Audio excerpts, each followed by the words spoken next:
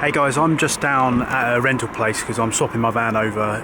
It's in for a service and it's having a couple of little things done to it. So I pick up a hire van just because I need to be out and about, and it is, you know, my main vehicle that I get out and about in.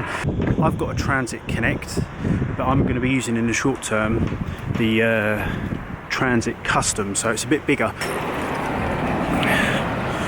Alright, gonna load this up and get on the road.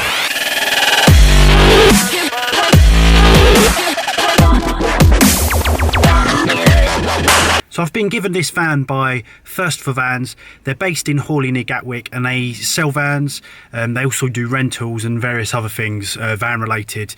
Thank you very much guys for giving me this van. So today I'm going to meet up with one of my electricians, Scott, and we're actually doing a favour. It's for a family friend who their bedroom has been an absolute wreck for God knows how long. So we're doing a bit of a favour, helping them out with their electric. We're going to put some new sockets in, some MK USB sockets, sort some lighting out for them, and sort of help up. And it's a surprise as well.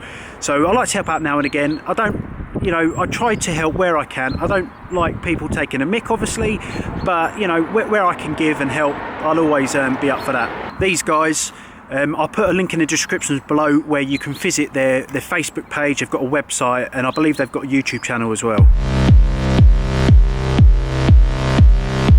This is the offending room here, as you can see, lovely colour. So what we're going to be doing is we're actually going to take this stud out. It used to be 2 rooms, so we're going to take that out. There's all this cabling that needs making good. We've got a switch there. Going to take that socket out. There's been a new radiator, so we're taking that socket out as well. We've got these sockets here. We're actually going to recess those. They wanted them surface, but we're actually recessing.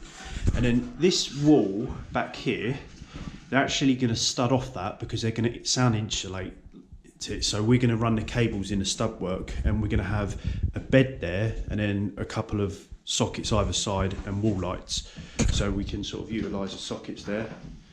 And then we're just going to basically tidy up anything. We're going to have a look at the lighting here. We're a bit undecided whether we're going to keep 2 lights or we're just going to have a central light, but either way the switching's all a bit wrong because that switch there just does this one, it doesn't do the other, so we're just going to sort of tidy that up. And then you've got some old aerials hanging out, one there and you've got one there as well. We'll do something with them later as well. So as you can see, we've just got this old style small slatted wooden floorboards. Some of them have been up already, and I believe, you know, if we can, we will put some chipboard down at some point if you know, they're a bit sort of damaged. One really important thing, before you work on any electrics, you should always test the circuit that you're working on. Not many people do that. So before we do anything, we're going to safely isolate it. We're going to carry out ring continuity tests, do an R1 plus R2 just on the points we're working on, and the circuit. It just does the upstairs. It's not a big circuit. And also it's RCD protected, so we haven't got to install an RCD, but we're going to check that that works, which is important. There's no point installing the electrics and at the end of the day going, oh, it doesn't work, leaving it on, because that's potentially unsafe. So it's important to do it first. I've also checked the water bonding and the gas bonding. I've verified that and tested that that is there. So always remember those key points when you first start out. This is Scott. How you doing, Scott? So Scott's just marking out a couple of sockets. What height are we putting them at, mate? 450. 450. So this skirting's actually going. So Scott's going to sort of chase them out. I hate sticky back trunking. Look at this. Just completely rips anything off that it's on. So what we do to get around that, if I can find my knife. So all you do is you just have to cut down it, but obviously it's wrecked all the paper going down now. Not that it matters because this is behind a stud wall, but please don't use sticky back trunking, it's rubbish. What do you think of sticky back trunking, Scott? Terrible stuff. Do you think it should ever be used? No, only for it. Drill some holes. Heard what he said. Right, so Scott's cracked right on with this. Scott, tell us how you sort of chased out these sockets. So we marked up our boxes, set them out, 450 bottom from the floor. Then the SDS drill, traced them all out, a bit of conduit coming from the floor up to the first socket there, so we get our cables in. Now for future expansion to the ring circuit. Another socket beside it there, and then we're just bonding it all up, make it look pretty. Yeah, because the walls are falling a bit behind, aren't they? Just a little bit. Yeah. So what Scott does is he marks out his sockets. So he gets his back box, he draws it out, he draws his chase, and you just use the SDS like chisel bit, don't you? Yeah. I mean, everybody's got their method, like stitch drilling. I personally comb chisel by hand, but obviously, he's quite. You wouldn't want to do that day in day out, and it'll kill your hands as well. So we're just sort of doing this, and obviously these walls have all got to be made good and everything afterwards. So these are going to be sunk flush, and they ain't going to go anywhere at all. So. That's it. That's the only chasing we've got to do, really, isn't it? Yeah, it is. Yeah. One thing about these walls is that the internal blockwork is actually clay pots, which is really annoying because they smash to pieces. So we have to be a bit careful. When we've worked in buildings in this area before, we've had to basically use bonding to keep them in, but we'll see how we go. So on this back wall, there's going to go a double bed central. So I've actually measured the bed just to double check. I've also found in the other room where they've got their new bedside tables. So obviously that's quite important. So I'll just show you the markings that I've done. This here is 480 off the floor, which is the height of the bedside table. It actually looks really small, so they're quite low down in general. And this is how far it will stick off the wall. So it's actually 480 by 480. The truth is it'll probably stick off a little more with the skirting. So that's our point there. So I've made a reference point here and on the other side, just so we know where they're going. Then these marks here, I've actually done, this height here is 600 off the floor. That's going to be the centre of our socket. So it's a little bit above the top, but not too much. And then this is the centre point off the wall. So I'm just going to use that as a reference point. It doesn't matter too much. It can go to the left or right a little bit more. But I'm just going to make that approximately my centre point there. For my sockets. I'll probably stick to one side of it because we've got to account for the new skirting that's going on. It'll be a little bit bigger than what is already there, and hopefully a better colour than that bright pink. I know a lot of people use laser levels. I used to have one, but it actually got stolen. But put in the comments below if you can recommend any sort of laser levels. I'm actually just using, very simply, an old-fashioned spirit level and tape measure. Nice and easy. So these are 35mm back boxes. Because they're USB sockets, this is sort of the minimum size required for the type that we're using. I've actually put a metal coupler in between it, which makes a nice little gap, nice and easy, butts them up nice together, and obviously the two different sides aren't going to be different sizes. So you just knock out those boxes. I'm quite anal, for example. As you can see, I make sure that the little CPC lug is in the same corner of every single one. That's how I tend to sort of do it and make sure it's all uniform, but that's just sort of OCD. So all I'm going to do is, on the wall here, I've got my centre point, and you just make sure that the lines inside sit on the height mark, which is a 600mm mark. You see that they're sort of lining up, and the other side, and then I'm going to make sure that that goes on my centre point, but I'm moving it over a little bit to the right to allow for the new skirting that's going on. So what I'm going to do now is basically mark the fixing holes. Because the stud on the wall is, the stud work is, I believe it's 25mm stud and then 9mm plasterboard. These sockets are going to be absolutely flush once the wall is sort of done.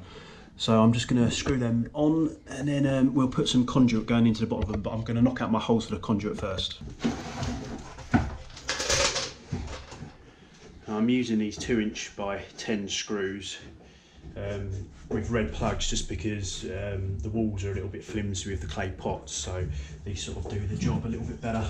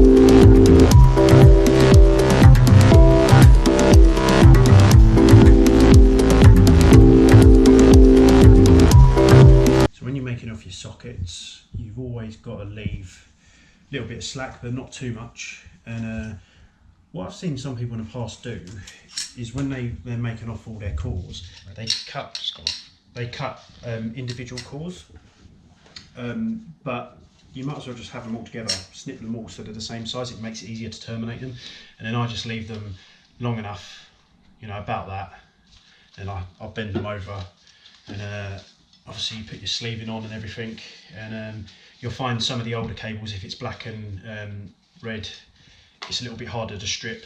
But I use croppers, always have done. I don't let anybody cut steel with those. As soon as they cut steel, they're done, dusted, throw them away, get a new pair. Now, we bond the back boxes. I argue that they should always be done, even though some people will suggest differently. We usually use 1.5mm earth, but we don't actually have any, so we're just using the CPC bit of bare core to do that. Once I've cut them off, I literally just go over and double everything over. Just bend them over like that, make sure they're nice and neat. And I always use long nose, always have done. What do you use, Scott? The long nose or bits on the croppers. Yeah. Yeah. I personally don't like side cutters. I think the only thing they're good for are cutting cable ties. I don't think they serve any purpose in an electrician's toolbox other than that, to be honest. I don't have a pair.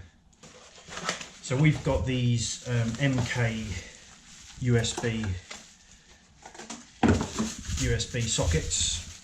I think they're pretty nifty. Probably one of the better USB sockets we've used. And as you can see on the back, you get your neutral, you get your live, and then you've got actually two CPC connections there, so they're dual earth. So these can actually be used in offices on circuits with high protective conductor currents. So if you just look on, when I terminate it, we don't want loads of copper showing at all. And we just make sure that it goes inside there. There's not too much, well, you can't actually see any copper, but you don't want the screw pinching on the terminal either. So it's just experience that you get to learn what, you know, how much you need to do it, and then you just tighten them up as you do. I go around and tighten them afterwards, but you don't want to over tighten either. So that's not too tight at the minute. Obviously we've got our old colours, our new colours. Don't get confused, me, it comes second nature. And once I've got them sort of in place, I then go over each one, just give it a nice tighten without ruining the screw head. You don't need to over tighten anything, because the cables do move over time and copper does get a bit softer as well. And then I tug on every single conductor to make sure it's not going anywhere. They're not, so that's all good. Yeah, and screw that back in a minute. Something I just want to show you on these USB sockets here on the MK is that for all of those who work on live sockets, if this was live, obviously it's dead at the minute, just have a little think about this. You've got the live terminal there, so essentially if that was live, the end of my screwdriver would be live, and look how close it is to the earth bar that goes from one side to the other. It's really close. I know there's a little lip there, but you could potentially touch down on that if it was pushed down at an angle or something, and obviously it blows. So just always have to think about that. Let me know what you think of the USB sockets, or do you recommend any USB sockets that you like installing? We've always installed MK Logic accessories. I think they're pretty good. So let me know what you think, put in the comments below. We're all done now, we've done some testing, and we've just got to do some clearing up. So I'll just tell you sort of what we've done. So as you saw earlier, we've got some USB twin sockets there.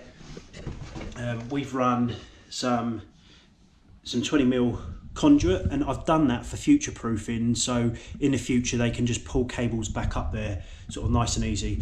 That's one set of sockets. This is other sockets for the side of the bed as well, some more USB.